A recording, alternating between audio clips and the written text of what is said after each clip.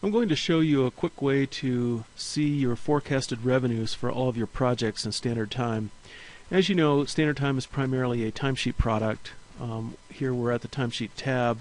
We've got a tab for project management, expense tracking, client billing, and then of course time off tracking as well.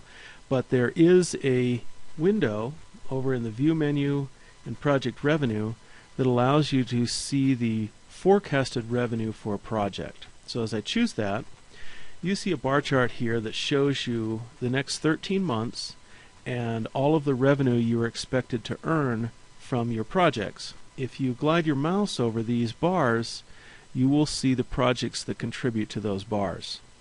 So let's go ahead and take a look at how you would set that up, and then we'll take a look at some of the choices that you can make here in the upper left corner of this window. So I'm going to go ahead and close out of this window, go over to the Tools menu and choose Projects. Now this is where you're going to set up your normal projects for time tracking and so on. But when I click on a project here, the first field that you should go to is the estimated cost. Now, another way to look at this is the estimated revenue. This is the cost for your client. That's the reason for that terminology.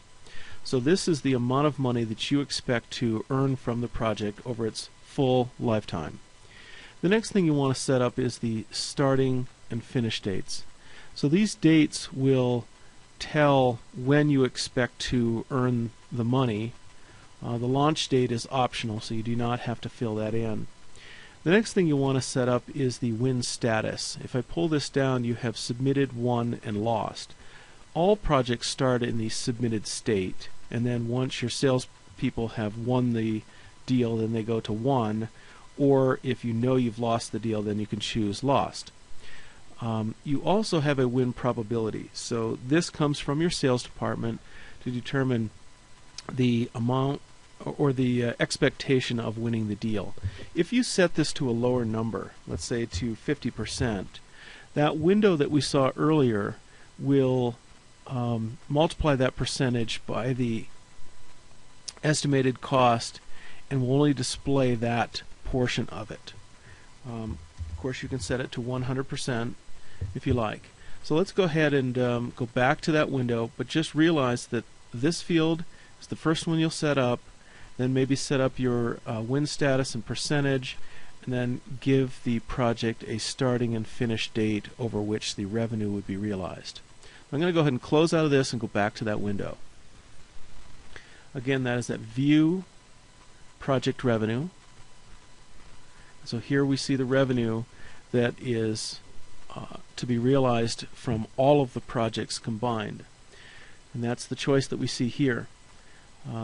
When I choose this drop down, you see a full list, and you can choose any one particular project or all projects. If I click this little button here, then you're able to choose a particular folder if you happen to have your projects organized in folders, or again see all projects. If I click this icon, then that shows us the project portfolios.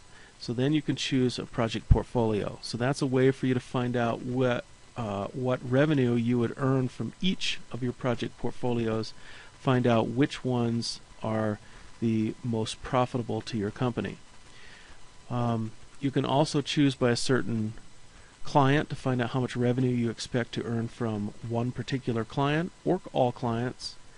You can choose revenue by a project manager, or a time period over a month or a quarter. In this case we see quarter.